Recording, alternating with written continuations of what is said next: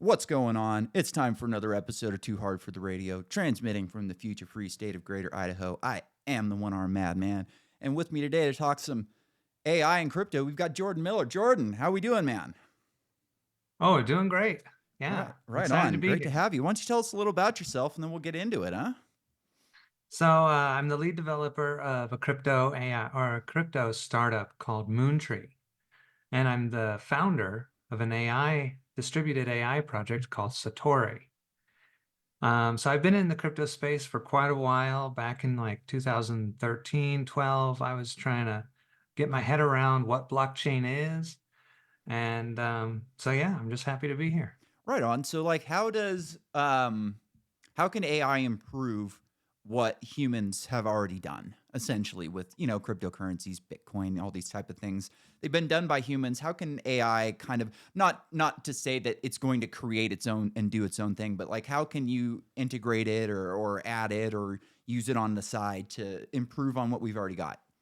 Yeah, like how can we combine these two technologies? Yeah, exactly. That's a really good question because the blockchain, it's really slow. It's a ledger, it's a database, takes a long time. So if you're going to coordinate stuff through that channel, it's going to take a long time. It's low bandwidth. And AI, it needs fast bandwidth. So a lot of people I hear, they say things like, well, there is no intersection between these two technologies. And if you're trying to find one, that's just ridiculous. So Oh, I think that's kind of that sounds like an idiot to me. It's like, hey, yeah, we've got two of the biggest groundbreaking technologies that we've had in the last 30 years, but if you're trying to put them together, you're out of your mind. It's like, okay, right. right. I'm out of my mind. Thank you. Right. Well, it sounds to me like somebody doesn't want any competition. Oh, I think So, that's the whole deal with regulation at this point is like, hey, we need to strangle off the market. We need to yeah. keep competitors from people like you, essentially. Like, we need to stop you from building something before Google can figure it out. Yes, exactly. So, how can we combine these two? What we discovered at Satori is that if you are using AI in a very particular domain, if you're predicting the future, right? A lot of these AIs we have, they don't do anything like that. Mm-mm. They don't predict time. They do things like map one static state space to another static state space. So you could think of like the pattern space of language and the pattern space of all images. We can map these two so that we can now speak and it will create an image about which we spoke, right? Yeah. So we can map those, and that's what big AI is today. It's these massive, large language models or just large neural nets, deep neural nets. So that's what AI is. Well, if you say, okay, we're not going to map any kind of spatial domain, we're going to focus on time. We're always going to be predicting the future of anything the AI looks at. That's all it's going to do is Mm-hmm. predict the future. Then you can say all things are related to each other in time. Everything's connected, right? If I increase taxes, then this has an effect on people, companies leaving the country or Mm-hmm. outsourcing or Yep. whatever. So Different everything is investments. connected, Yeah. right? And Invest in so different areas. every action we take manifests in the future, and so everything is connected in time. If you can predict the future, then you can do that on a distributed network. You no longer have to centralize everything and make this huge, massive model. You can make a bunch of small models that talk to each other.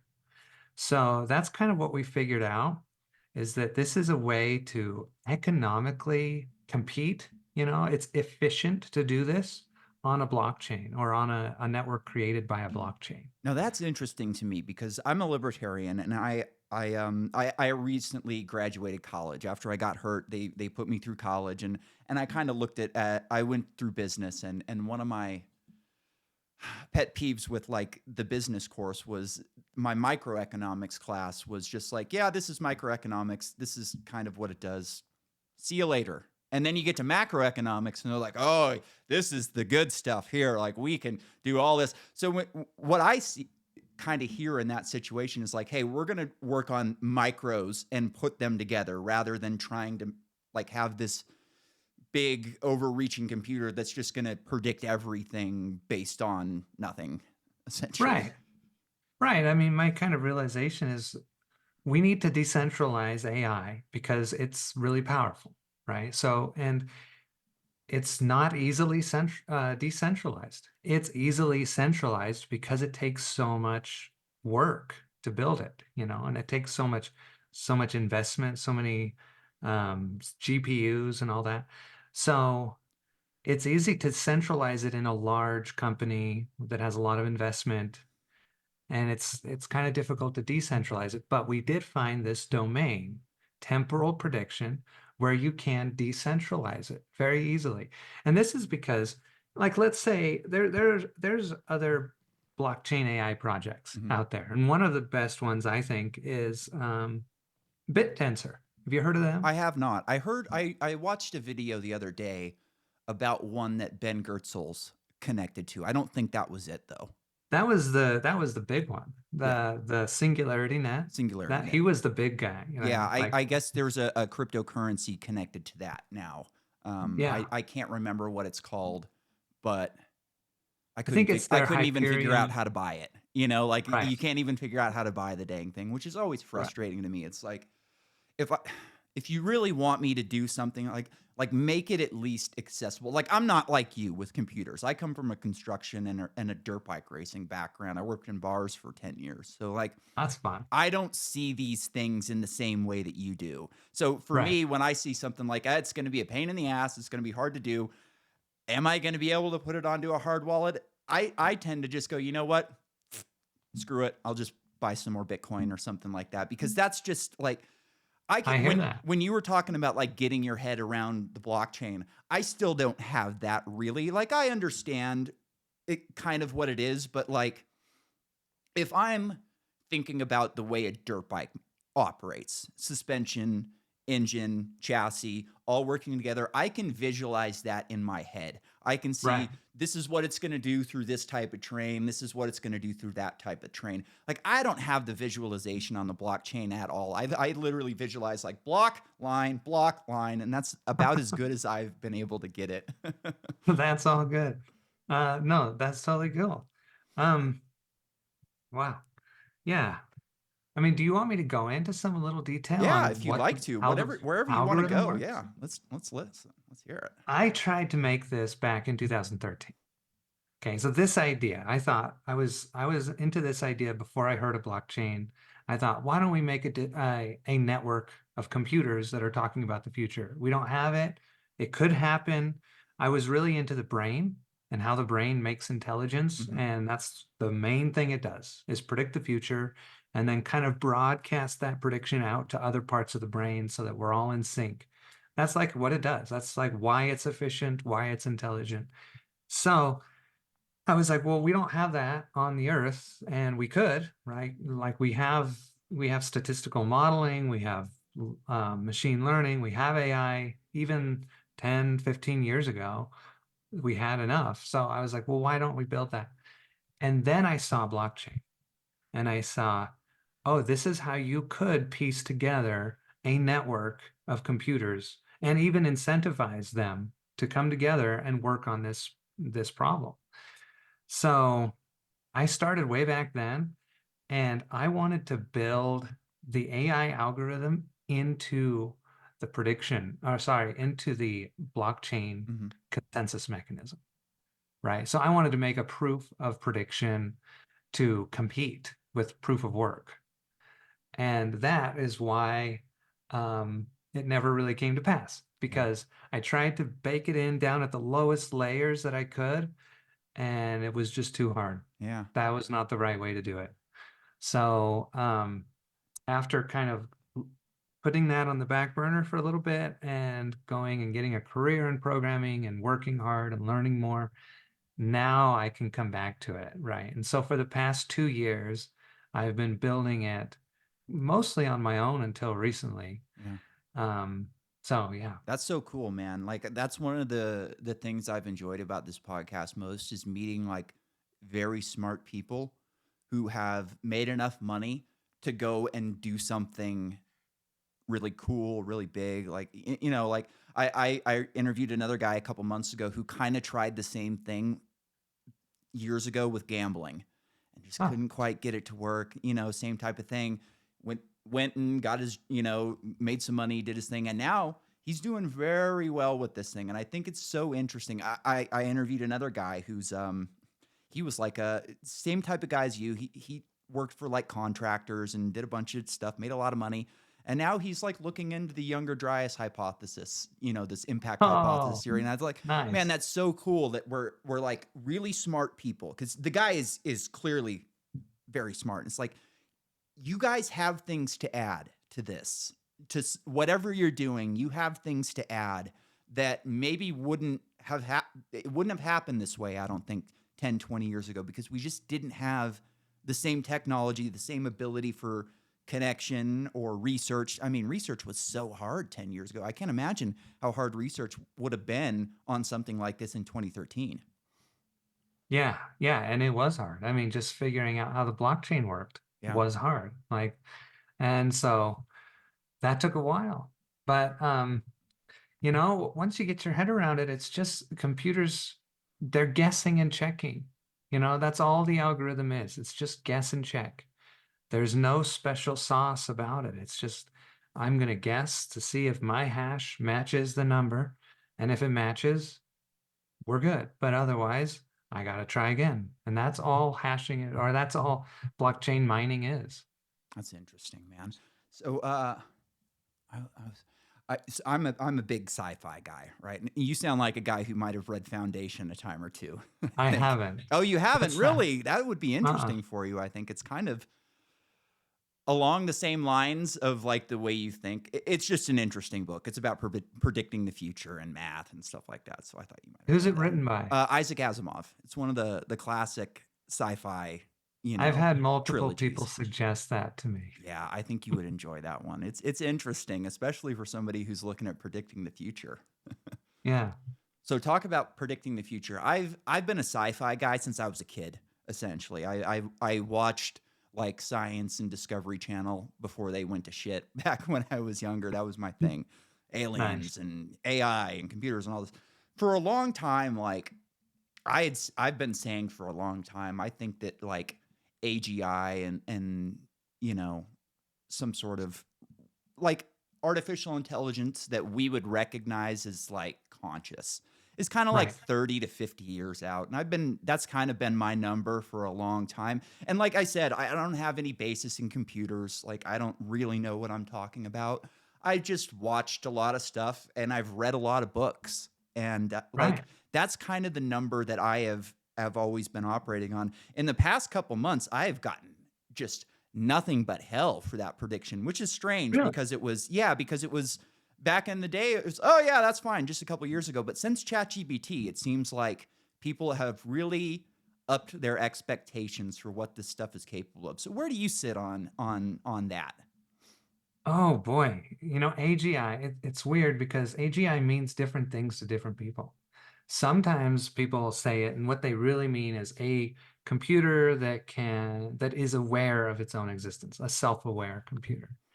And other people are like, no, it's when, ChatGPT or whoever just becomes smart enough and kind of can mimic that they're pretty much as A good as a person, human, yeah, right? And so I think that's a lot closer. I think the self-aware stuff might be far away, like 30, 50 years or yeah. something. But I was even 30 to 100 for a while, oh wow. and I kind of backed it down a little bit because of the way things have been going. But it just seems to me like ChatGPT. I use ChatGPT a lot. Like it's Yeah. very useful for a lot of things, but it falls short in a lot of areas. Like if I talk to it about the law. Like it knows a Okay. lot about the law because there's been so much written about the law. Like I can ask it questions about different things and it gives me very thoughtful answers and like, oh, Yeah. I didn't think about it in that type of way. And I think that's just like I said because there's been so much written about the law, it has a lot of stuff to go to. When I ask it about dirt bike racing, it gives you stuff that is just like all over the map. And again, it's probably because like there's not a ton written in comparison to the law. So Right. to me, it's tough for me to use it on things that I don't like the law is easy because, there's so many, but it's hard for me to use it on things when I can see that it doesn't know what it's talking about on something else. And it's Yes. so hard to differentiate if it knows what it's talking about or if it doesn't. Well, the other thing is, um, even if it could know what it's talking about, like something is very bad, I don't know, the drug war or something, like Mhm. something is obviously wrong. And yet, if you ask it, and it's anything that is got some competing interests, it'll give you the PC kind Yeah. of Yeah. party line, and that's a big problem, right? Yeah. That's not the truth. I That's I was talking to it about I watched this video about Neanderthals a couple months ago, and I didn't know if it was right or not. I'm like, "Is that right or is it not right?" So I asked ChatGPT, like, "Did Neanderthals, you know, steal human women, rape and impregnate them?" And it goes, "Well, it was a long time ago. You can't really call that rape." And it's like, "Whoa, wait a minute. Like, what are we doing here?" It's like, "Well, cultures have different ways of looking at things and different ways of." It's like, "Oh my gosh, like you're protecting a group that went extinct 100,000 years ago. What's wrong with you?" exactly. It's insane. Yeah. So the problem is that people treat, like you said, you went to ChatGPT to find this oracle of truth, right? So we're going to, whether it's the authority or not, we're using it as the authority, Yeah. right? And so this is a major problem because it's not motivated by truth and it doesn't approximate truth. It only approximates truth when we're all in agreement and it's very obvious, right? Yeah. So what it really approximates is let's not offend anybody. PC language, the Gemini woke stuff, whatever. It's we cannot help. We're the ones training it, right? It's trained Mhm. on our language, and then we train it, and then we say, "Oh, we didn't like the way you learned that," so then we train it more. We're injecting. It's a mirror of our bias and our groupthink. It's an absolute mirror. And not like the So royal hour, but like hour is in the people who are doing the programming, right? yes, right. So that's the problem, is Yeah. that it's centralized, first of all. And I think you could make a decentralized LLM. We have a bunch of competing, open source LLMs, which is cool. But I think if you want truth, though, if that's the highest value, which I think is, it's intelligence, right? That Mhm. should be the highest value, truth. What you need to do is tie it to the real world. So that's kind of the point of Satori, is to say, look, we're going to make this network of future predicting AI bots that are all talking to each other about the future. So each and every one of them is listening fundamentally to something out there in the real world, and it's getting the raw data as it comes. It's not getting curated or manipulated by a human, first of all. It's getting the raw data and it's predicting the raw data, and it's not going to lie to you, right? It's just going to try to find the best way to predict the raw data. So I think that is really the only way, like that's the source of truth.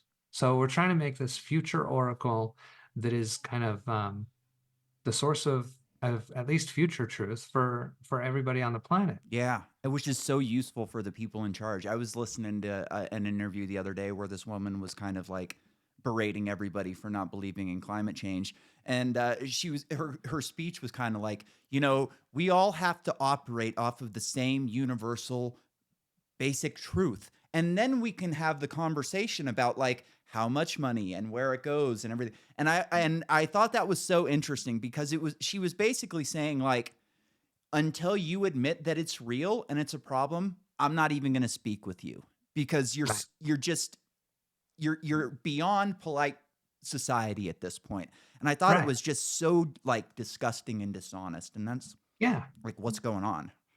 And she's basically saying, look, until we come to consensus, we can't do anything, Mhm. right? We can't act. So what if we shouldn't act, right? And what if we should? Well, I don't know, right? So So what we need to do is have an oracle of truth Hmm. that can say, well, this is the data.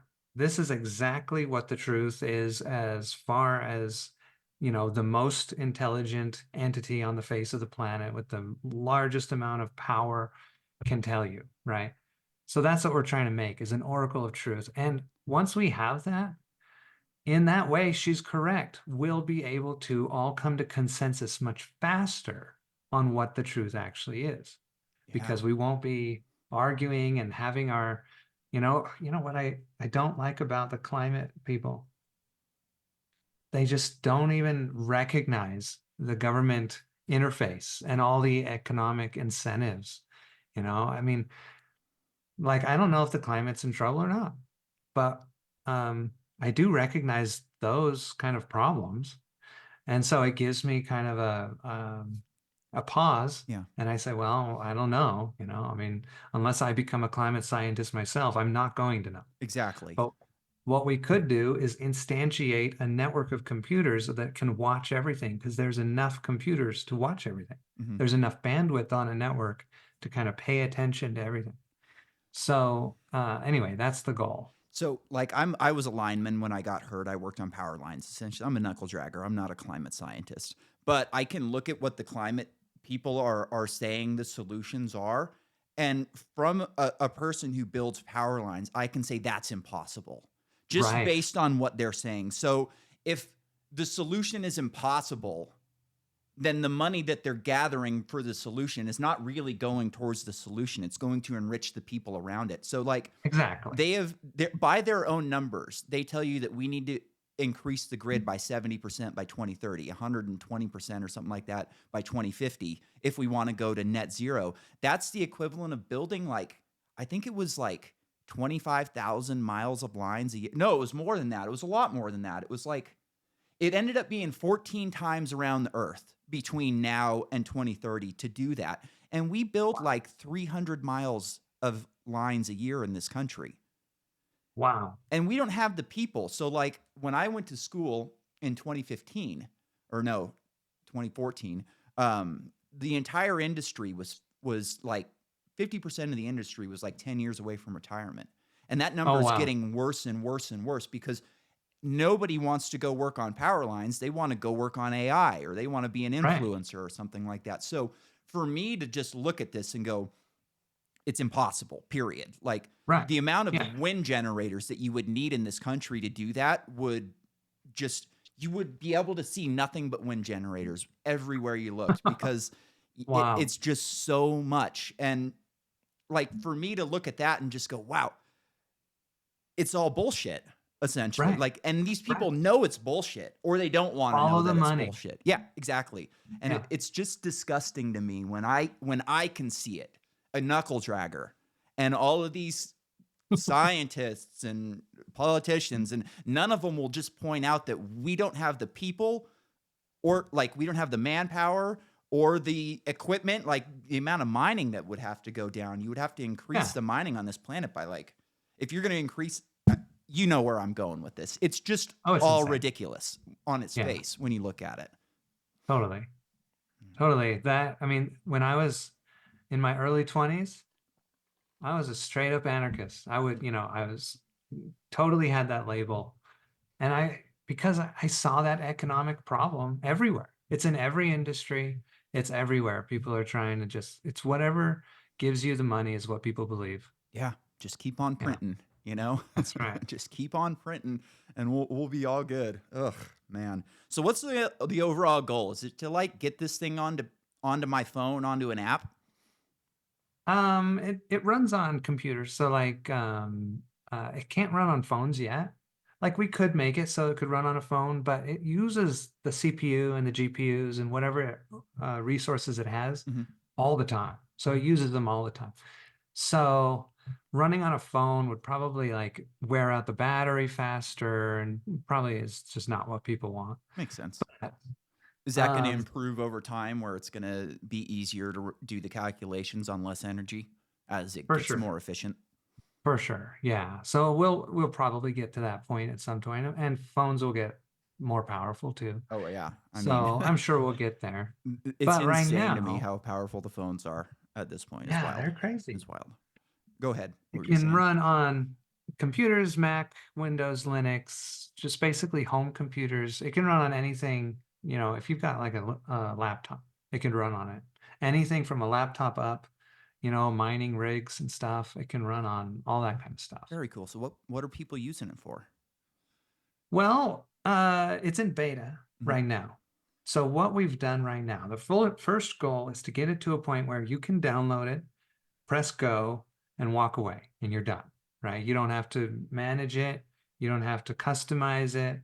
And in fact, you really can't really customize much. So that's the first goal.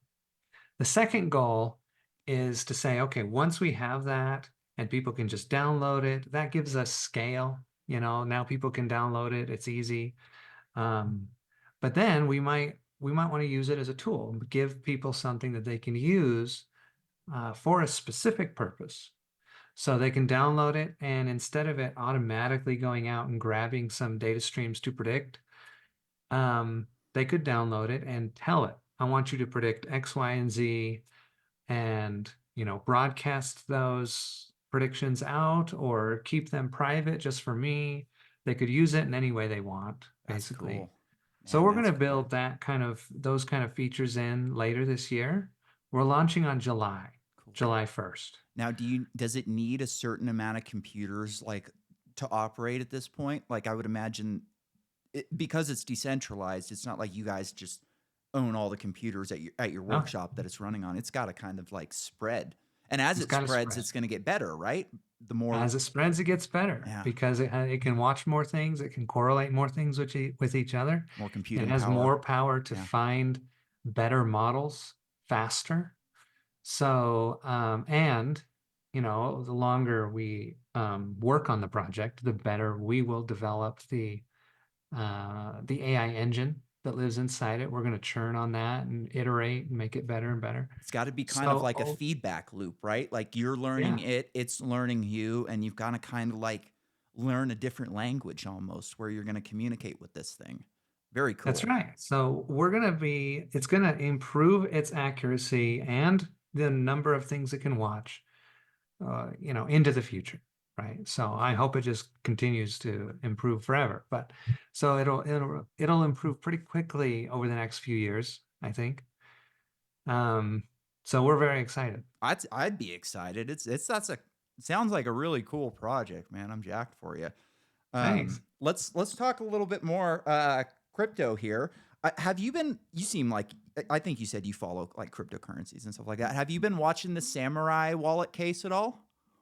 I heard about it. I don't really watch a lot of stuff like that. Yeah, What's me going on? neither. I just looked at it yesterday. A buddy like sent me a link to it, and I was like, what the hell is this? And I guess they run a mixing Oh, service, that's right. They and run a mixer. I didn't know what that was until yesterday. So I'm like reading the article and they're like mixing service and they didn't explain what it was. And I'm just like, what the heck is going on? So I had to look on ChatGPT and find out what a mixing service was. And as soon as I did, it made perfect sense why they were getting busted down. I think Right. the guys that run it are looking at decades in prison, kind of like the what's that guy's name that ran Silk Road? I always forget. Oh, Doesn't the matter. guy. Yeah. About that Silk Road guy, that morning, like the morning he got arrested or something, I was just scrolling through my YouTube feed or whatever, and I saw a video of him. I didn't really know who it was or, what it was, but he was talking on this video and it was immediately taken down, like right after I watched it. I couldn't find it again. Wow. But it was like a video he had made at the beginning of his adventure or whatever, Yeah. and talking about what he was going to do. And then, yeah, because I don't know. It was weird. Yeah, that's weird. I didn't get into this stuff until a few years ago, which is very frustrating to me. I actually so when in 2013 when you were trying to get your head around this stuff, I was living in San Francisco. Like Fun. startup nation, Yeah. everybody's starting their own business, everyone around me, and for the life of me, I cannot ever remember hearing the word Bitcoin. Never Wow. once. And it's so strange to me that I was in that area. I was with tech people. Like my ex-wife's sister was a investment banker at Goldman Sachs, and she never Oh, heard wow. anything about it, which is so Wow. frustrating to me. So, man, it must have been cool to like get into that stuff early and kind of see like, holy cow, we're kind of like, what's the, you know, looking between the cracks before everybody else is getting a, getting a look Yeah. in at what's going on. That must have been fun. It was way fun, especially from a libertarian anarchist perspective. Yeah. Like it was cyberpunk, it was way cool. The only problem is I had no money and I didn't really have an investor mindset or anything. I was more about the tech anyway. Yeah. But yeah. Yeah. Same with me. I didn't understand money until like I got into Bitcoin and things just kind of because I had been getting into like libertarian and anarchist politics for a couple years before that. So when it kind of hit, it was like, holy crap, like this is, you take the paper, you take the Yeah. books and you put it into digital form and here you go. And that was kind of like a really easy way for me to look at it right off the bat. I was like, oh man, like the people who I'm reading and listening to, or they're talking, one of them made this thing and here we go. I was That's pretty right. jacked about it when I got in, but Yeah. When I first heard about Bitcoin, I thought, well, there's no way, right? There's no way um, the government will just shut this down, throw you know, put the guy in prison, and then that'll be the end of, this Bitcoin. And then I came back to it like a year later. So I had heard about it like when it was like $1 or something, like crazy low. And then a year later, I was like, this thing is still around. I heard about it again. yeah. And I was like, what is this? Like how have they not got shut down yet? And then I learned, oh, it's a distributed system. Um, there's no single point of failure. It's not easy to shut down. And that's when my tech mind was like, oh my God, Yeah. Yeah. how I in the like world did they make this? people think about things completely different, right? So like my mom's married to a cop. And Oh, 6 years ago, or not 6 years ago, 6 months ago, or a year ago, Bitcoin was silly. Gosh, that's silly. What are you gonna put all your money into this stupid thing on the internet?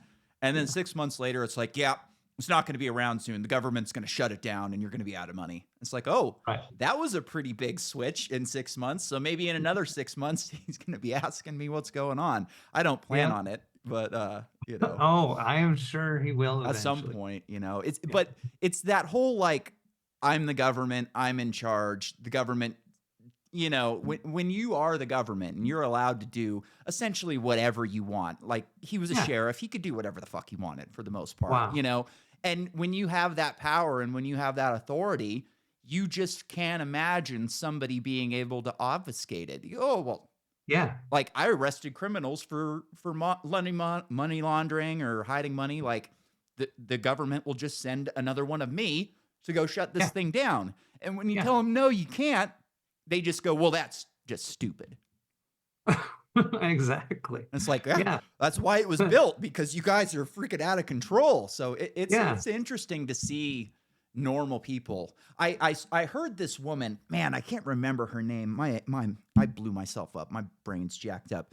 She has this theory that Bitcoin was a Trojan horse, that it was essentially put out for people like us that they were never gonna get us anyways on the CBDC or anything like me and Right. you are never gonna buy the CBDC. We're just No. gonna look at that and go, that's ridiculous. But maybe my mom's husband would be into the CBDC. Oh, yeah. So it's Yeah. kind of like her theory is like people like us were used to kind of break the water, kind of get in and they were never gonna get us, but we'll get them. So it's Right. interesting, right? When you look at it that way and you go, that guy is exactly what she's talking about.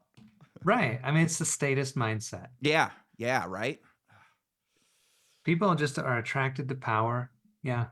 I'm all into these like body cam videos right now, and I was watching a video earlier today where this cop, he was like 5 years in, and the dude is so drunk on power that he was pretending to be a U.S. Marshal on his days off, and you just go, Like, how does that happen to somebody? And you hear him like being interviewed by the cops. They're like, "What the hell are you doing?" He's like, "Oh, it's my dream job. I just want to do it so bad." And it's like, you just want to hassle people and destroy their lives so bad that you're going to pretend to do it and go to jail. And it's just like, you can't change that mindset. Like, No. that guy is always going to be a tyrant. He's always going to be an authoritarian. There's no book, there's no Bitcoin, there's nothing that is going to strip that guy from his lust for power. It's just never going to Right. happen.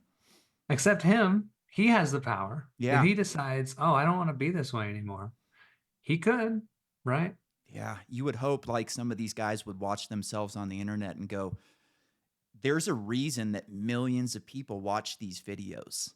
It's not like people, these body cam videos, they get millions of views and there's tons of channels that do them. They all put the same, Wow. yeah, it's wild. And it's, people learning their rights essentially. Hey, what are you doing today? I don't answer questions.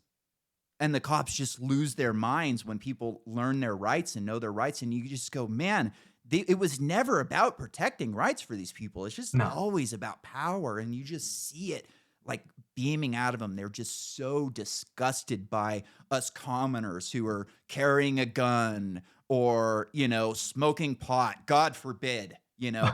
I live next door to a judge.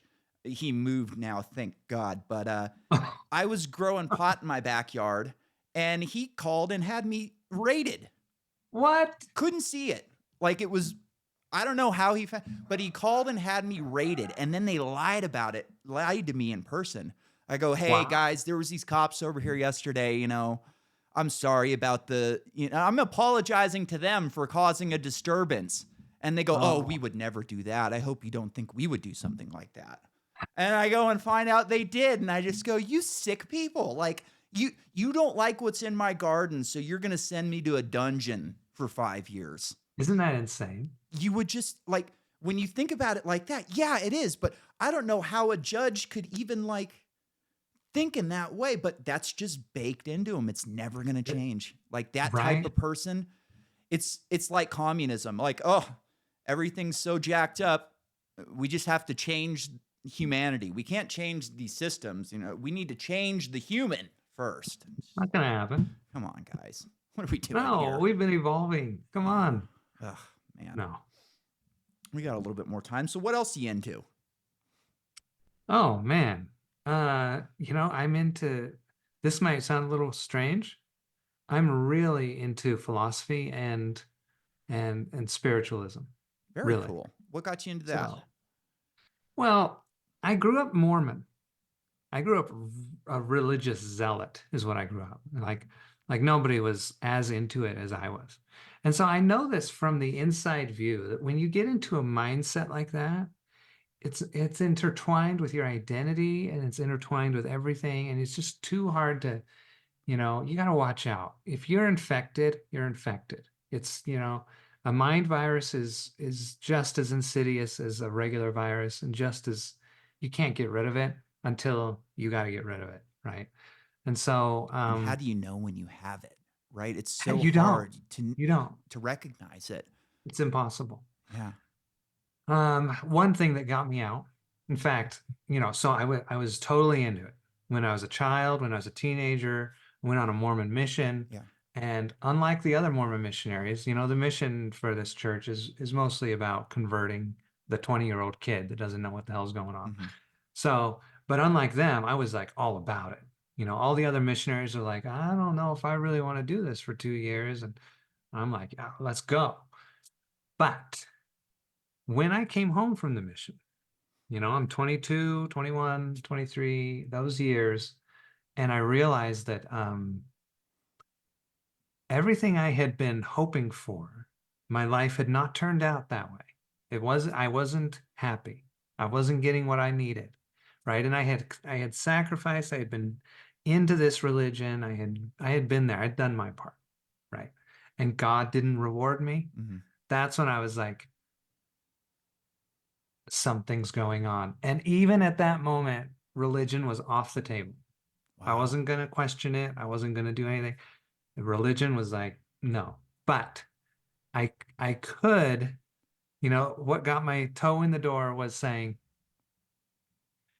if if I knew everything I needed to know, I would be happy right now. I've had 2 decades to figure this shit out.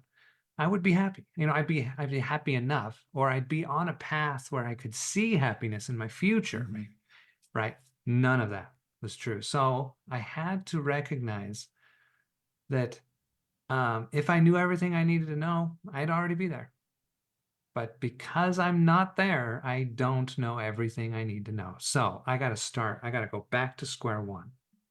So what I did was I said, okay, I'm going to put all of me on, behind me, on Hmm. the back burner. I know it. I know this identity. I know these dogmas. I know this, whatever.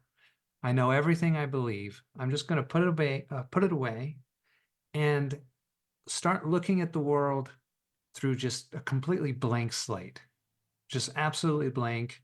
I will just, as if I'm a newborn baby that knows how to speak English, I will just walk around and try to figure this out. So I started educating myself. I started, investigating what is going on here. That's when I got into like philosophy and logical thinking, Yeah. rational thinking. I got into economics because I was like, okay, well, how does the economy work? I'd like to know that. And I got into government control and morality. And finally, when I got around to morality, I said, okay, I finally have this um, kind of rational morality that I've developed myself that I know is like pretty good. Um, that it doesn't really match the religion morality that I had been taught. Hmm. So finally, at that point, that's when I had to bring religion on the table and say, is it true? Right? Is it right? And that's when I just got out.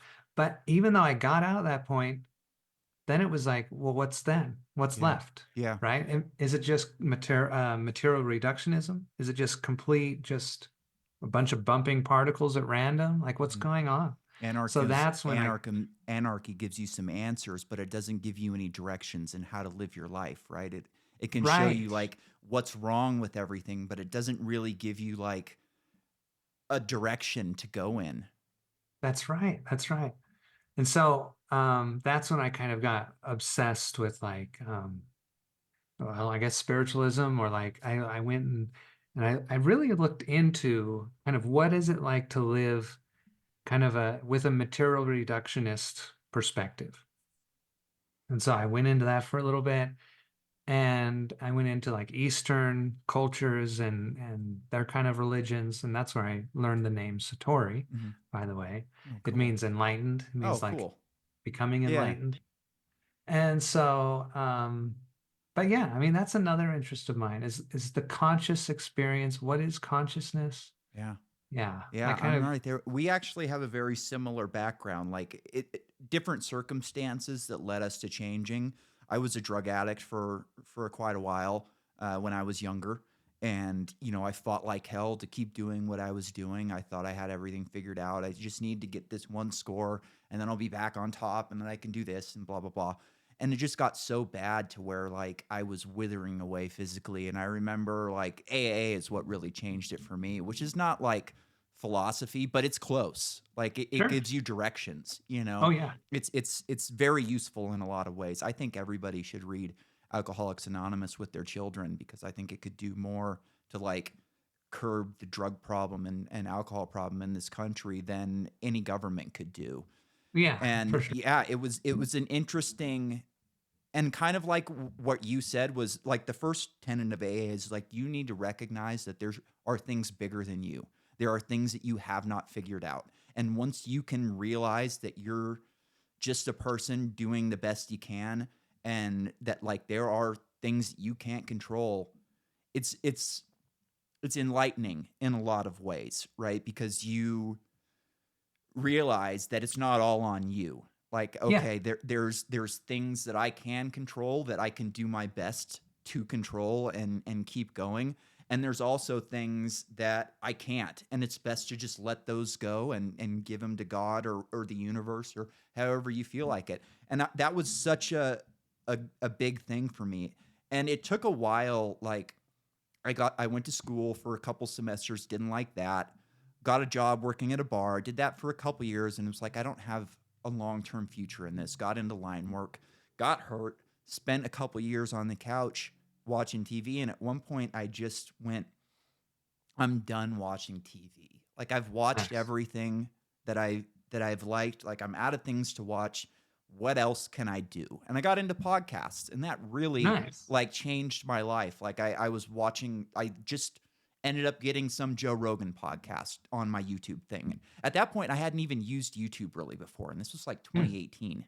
And and it changed everything. And then getting into Bitcoin, how you were talking about material reductionism, like for me, I was a materialist. I was a consumer. I had me and my ex-wife, we just bought shit. We went to dinner, we did all those things. And it took Bitcoin to really change the way I think about that and to look at Right. opportunity costs. Like I'm wasting money on things that bring me no long-term happiness, that bring me no long-term security, that really do nothing for me after the first few minutes that I enjoy it. And It's a drug. it's a drug. Yeah, and Right. it's completely rewired my brain, and I'm so Nice. grateful for that. And I don't think it would have happened if I hadn't have gotten hurt. I think I probably just would have went to work on power lines, watch dirt bike racing on the weekend, and just, be the normal American who doesn't look at any of these things. Right. And it's yeah. Wow. Yeah, that is a very, and I considered the Mormon religion to be a drug. I could see that actually. Like I grew up with a lot of Mormons. Some of them like went the direction that you did. Some of them were rebellious in the beginning and then kind of made their way back, but not Mm, like all the way in. It was like I'm gonna kind of do it, but nah, not all the way. They right. always been Moderates. the one thing that I've always loved about. They've always been great people. I've Yeah. never like we raced with people. Like I've always got along so well with all the Mormon people that I've been around, and I've always appreciated them for that. Even though, like, I think some of the things they believe are wacky.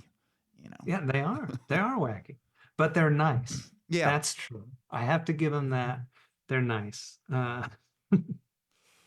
Anyways, yeah. I So had where did something you else. get to on your material reductionist perspective? It was really like it took a while. It took me turning off the TV essentially. Like Okay. I had to turn Okay. off the TV to be able to like actually think about things.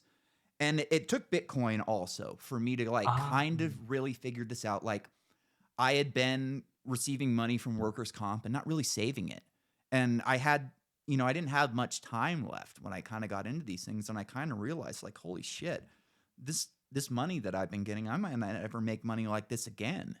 And I'm just wasting it away. And then you know, my grandfather, I always had a lot of respect for my grandfather. He drove truck and he listened to the radio every day and learned the stock market essentially. And oh, cool. I always thought that was admirable of him. I always respected him for that. Until I was in my 20s and I realized what learning the stock market actually meant to him. All that really meant was I watch Kramer every day and do what Ah, Kramer says and I make money. And then he lost millions of dollars, had to sell half of his property.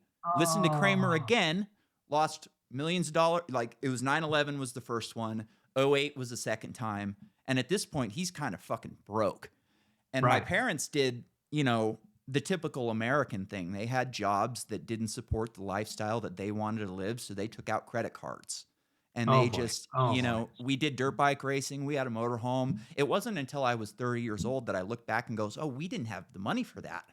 Like they were just spending money on credit cards and just got themselves into a terrible, terrible position. They're divorced now, and my dad's still broke. And Ah, it kind of like it took a lot to really put it together. But the first thing was actually Bitcoin because I realized I can actually make some money here. Like right. it took like I understood inflation before I got into Bitcoin. So it was kind of Yes. like, okay, now these things are starting to connect, right? And Yeah. it was easier for me to go, okay, I'm not spending money on whatever that stupid thing is this month. Like Yeah. even if it's $20 today could be $200 10 years from now or more, Right. Yeah. And I never really looked at money that way. I just kind of always, keep it in the savings account. When I was working in San Francisco, at one point I had like 35 grand in my checking account, which is good for a Nice. 25-year-old kid. And Yeah. I went into Schwab and they told me to come back when I had 50. And it was just kind of like, well, I guess investing's not my thing. Like, I guess I don't Right. have enough. And it was just that guy was an idiot, or not an idiot. He was just a dick, and he didn't want to deal with Right. somebody like me when Right. he's working in the financial district in San Francisco. And I didn't really, get that as a Right. 25-year-old kid. You didn't realize how small fish you are. Yeah, Yeah. exactly. Like 25 grand was a lot of money for me at the time. Like my ex-wife, her sister and husband, they made, millions of dollars a year and their Oh, lifestyle wow. was just out of control. And so I knew I wasn't like never going to be there. It was interesting. Wow. Yeah, but it amazes me how people don't even understand inflation sometimes. Even people like them, she doesn't understand. Like I remember talking with her about inflation at one point, and she told me one of her moves. Like she didn't know anything. She went to school at the University of Chicago, got a degree, but she didn't really understand what she was doing. She was just kind of she got a job because she did well in school, and they tell you how to do the job, not why you're doing the job, essentially. So she's Yeah. essentially being a dog following directions. And one of Yeah. her big things was like, if she didn't know what they were talking about, which was a lot, she'd just go, "Have we considered the tax implications of this?" And they go, "Oh, no, we haven't." And then they have to, disperse and go figure it out. And it's like, man, if those are the people, she started a business that was did very well early on in San Francisco. It was a startup, and they did like craft kits where you'd give them money and they'd send you a box of crafts and you put it together. Very stupid business, like when you Sure. think about it, just horribly stupid. And this was, 2012, 13, 14. So startup boom was happening.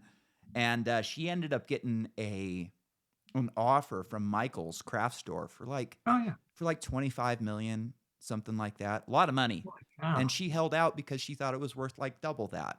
And that Okay. yeah, right? And that business ended up defunct and they don't even have a website anymore. I don't know what happened to her because we got divorced. Me and my ex got divorced, so I never like followed up on it. But yeah, turned down $25 million and lost the business That's completely. And amazing. that's the mindset with those people out there. It's like, yeah, they're offering me 25, but I think it's worth 50. So I'm going to hold out. It's like, man, You got any other offers? yeah, exactly, right? And yeah, there was a lot of startup shit like that happen in San Francisco. I knew a guy who tried to open a bar at like Google headquarters, and it just didn't work. Like the guy was charging like baseball stadium fees Oh, on his drinks, and I remember talking to him, and he was explaining to me why it was more expensive to work there, and blah blah blah, da da da da, and that's why my drinks are so much. And I'm like, okay, man, you're going out of business. I'm not. He yeah. was offering me a job there, and I was like, you know what? I'm gonna keep my own job. Thank you very much. Wow. Yeah. Yeah, excuses, excuses, excuses. Yeah. Eh, they don't see that this is just not gonna work. No, it's never gonna work. Like that's the only thing that I have faith in right now is they're gonna keep printing money.